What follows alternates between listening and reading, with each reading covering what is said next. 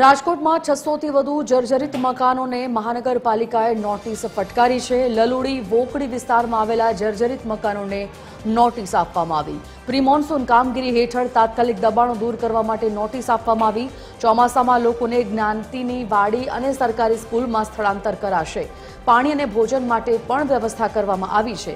લોકોને વૈકલ્પિક આવાસ માટે નીતિ નિયમ મુજબ આવાસ ફાળવાશે। રાજકોટમાં અંદાજિત 3176 આવાસોને ભયગ્રસ્ત જાહેર કરવામાં આવ્યા।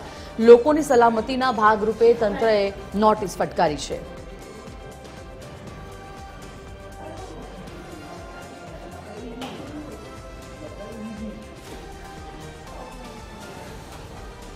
ફોન લાઈન પર સંવાદદાતા રવિ મોટવાણી જોડાઈ ગયા છે।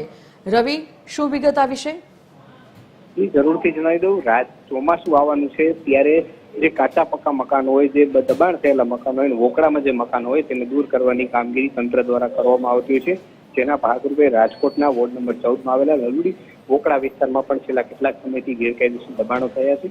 સાથે સાથે વાત કરીએ વોકડા ઉપર થયેલા દબાણો છે, જ્યારે પાણી વધારે વરસાદ પડતો હોય છે તો લોકોના ઘરમાં પાણી ઘૂસી જતા હોય છે, લોકોના જીવ જવાના પણ જોખમ રહેતા હોય છે। જેથી તંત્ર દ્વારા તેમને નોટિસ આપવામાં આવી છે કે મકાનો વહેલીસર ખાલી કરવા જોઈએ, જેથી અહીં દબાણ દૂર કરવામાં આવે અને પાણીનો નિકાલ યોગ્ય રીતે થઈ શકે અને કોઈનો જીવ ન જાય। પરંતુ સાથે સાથે એ વાત છે કે તંત્રએ જો આ દબાણો દૂર કરવા હોય તો ચોમાસા પહેલા દૂર કરી દેવા જોઈએ, જેથી લોકો પોતાનું આશ્રય સ્થાન મેળવી શકે।